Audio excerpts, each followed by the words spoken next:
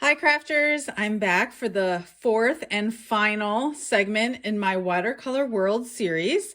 I am going to make one more card because I have one more idea floating around in my head, but I wanted to take a minute to record this video. It's officially my, first day of spring break. I'm staying home in Indianapolis and it's dreary and cold and rainy here, so I'm not going anywhere. So I'll be spending 1 week of crafting. So I'm really looking forward to this. I have lots of projects to catch up on.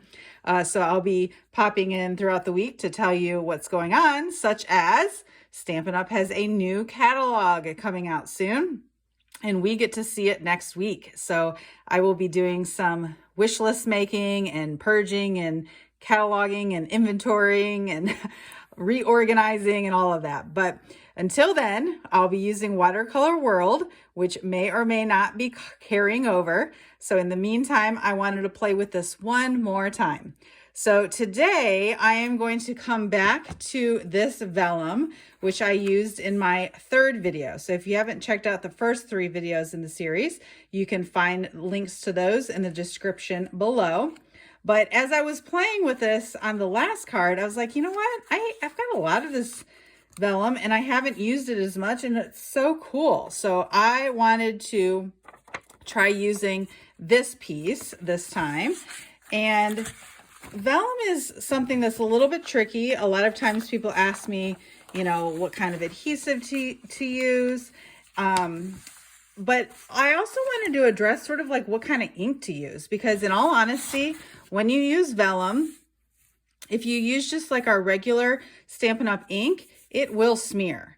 So the only kinds of inks that I would recommend you using would be Stays-On ink, which is a permanent ink that is meant to stay on, or heat embossing. So if you haven't tried that before, we're going to do that today.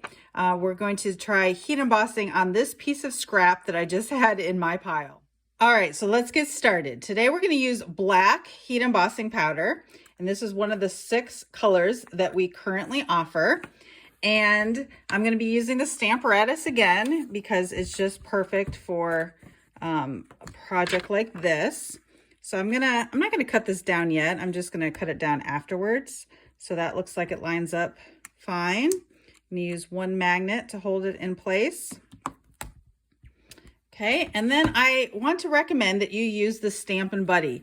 Now, this is one of the most overlooked tools, I believe, but it is absolutely necessary when you are heat embossing, because what it does is it reduces the static, so that when we go to put the embossing powder on the surface, the embossing powders are going to not stick to anywhere it wants. It's only going to stick to the Versamark.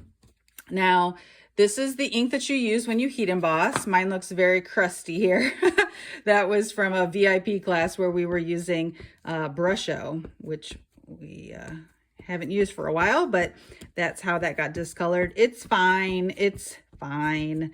This is a sticky clear ink. And so I'm going to press that down.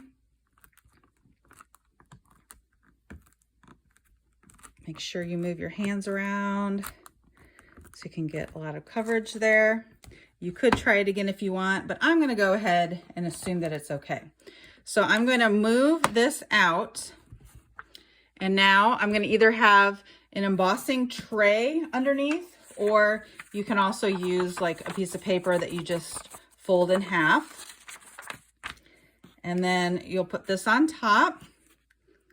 And then you'll sprinkle the embossing powder over top. So this is a larger surface, so it'll take a little bit more to get covered. Ooh, I like it. Look at that. Okay, I'm going to try it a second time because there are some spots that were missed. This is honestly much easier in an embossing tray. So I think it's just because it's sort of set up over in my station there and not by my camera. But I definitely usually use a tray. Now, a tray actually was known to sort of increase static as well. But I think as long as you use the embossing buddy, you should be fine. Okay, now at this point, I would make sure you have a paintbrush on hand so that you can sort of brush off the extra embossing powders so they're not sticking in places that you don't want. And actually I see one spot, sorry, that didn't get covered there. Okay, much better. And if you don't have an embossing buddy yet, I would recommend checking out the embossing toolkit that includes the buddy, it includes a brush, it includes some tweezers, and it includes the tray. Now, I don't have that because I have all of those supplies from the years past. But if you are just starting with heat embossing, I definitely recommend checking those out. So I'll post the link in the description below. All right, so I'm just using a brush to brush away some of the random embossing powders that shouldn't be there. And it's a little bit trickier on vellum because vellum is just such a different kind of texture. You also need to worry a little bit about your vellum curling as you apply heat to it. So I would recommend using the low setting instead of the high setting. And I might also try adding heat to the front and then turning it over to add heat to the back and just sort of rotate back and forth so that you can get, you know, you don't get it too hot in one place. So here we go.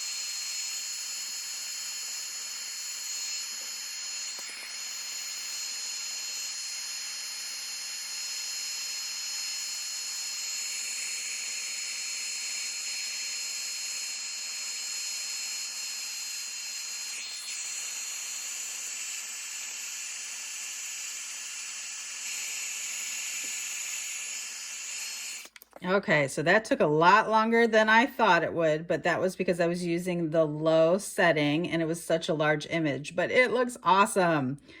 And as I was pointing my heat tool at it, I realized, oh my goodness, my son and husband are in Africa right now.